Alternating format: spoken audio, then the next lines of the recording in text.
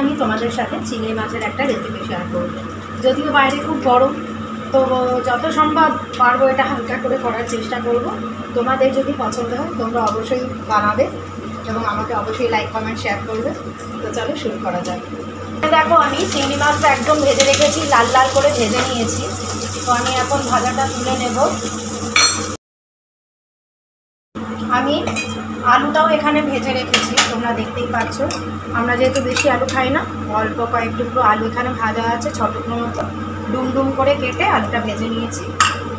আর এখানে আমার রয়েছে পেঁয়াজ, এখানে মোটামুটি একটা বড় পেঁয়াজ কাটা আছে আর এরকম ডুম ডুম করে কেটে নিয়েছি। আর টমেটো এখানে একটা মিডিয়াম সাইজ টমেটো একটা গোটা কাটা আছে, এভাবেই ডুম ডুম করে। তো এই হচ্ছে আজকে আমার উপকরণ। আর রয়েছে এখানে আদা বাটা, তোমরা দেখতেই পাচ্ছ, আদা পেস্ট। আর আমি ফোড়ন দেব জিরে, তেজপাতা, কাঁচা লঙ্কা। আমি এখন ফোড়ন দেব, ফোড়ন দিয়ে দিলাম।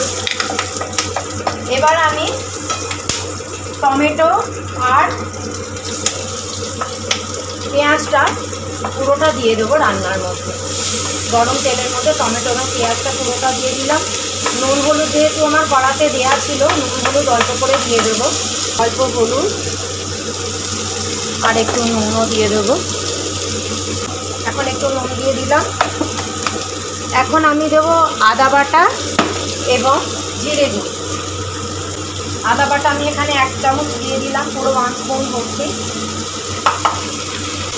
জিরে গুঁড়ো এবং লঙ্কা গুঁড়ো দুটোই দিয়ে দেবো। লঙ্কা গুঁড়ো মানে কাশ্মীরি মির্চ, জিরে গুঁড়ো দিয়ে দিচ্ছি পরিমাণ মতো, আপনারা দেবেন আন্দাজ মতো। দিয়ে দিলাম কাশ্মীরি মির্চ। এবার সব কিছু আমি ভালো করে একটু নাড়াচাড়া করবো মিনিটখানে। এটা একটুখানি ঢেকে দেবো, মিনিট 3 থেকে 4 একটুখানি ঢেকে দেবো, যাতে এটা ভালো মতো একটু ভাজা ভাজা হয়ে যায়। 3 মিনিট পর আমি ঢাকনাটা আবার খুলে দিলাম। দেখুন যে অনেকটা ভাজা ভাজা হয়ে এসছে মশলাটা আমার। আর একটুখানি হবে, মশলাটা আর একটু কষা হবে। এই দেখুন আমার ভাজাটা একদম হয়ে গেছে, মশলাটা একদম ভাজাটা রেডি, দেখতেই পাচ্ছেন আপনারা,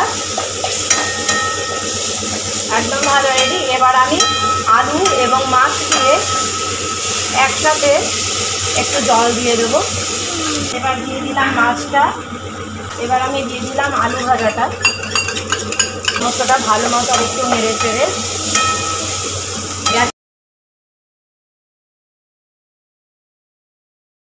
এবার দেখুন আমি জল দিয়ে দিচ্ছি।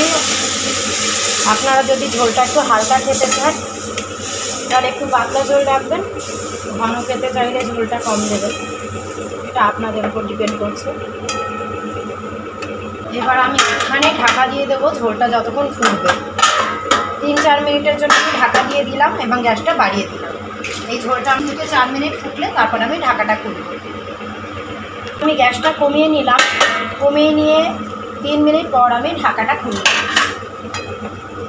দেখুন আমার ঝোলটা অনেকটা শুকিয়ে এসছে এবং ভালো মতো ফুটেও গেছে। তো আমি এখন নুন মিষ্টিটা চেক করব। আপনারা চিংড়ি মাছে ইচ্ছে হলে মিষ্টি একটু দিতেও পারেন সামান্য, বা ইচ্ছে না হলে নাও দিতে পারেন, আপনাদের ওপর ডিপেন্ড করছে সেটা। তো এখন আমি গ্যাসটা অফ করে দেবো, আমার রান্না একদম রেডি। গ্যাসটা আমি অফ করে দিলাম, আপনারা দেখে নিন আমার রান্না কিন্তু একদম ফাইনালি রেডি। এই হলো আমার আজকের রেসিপি।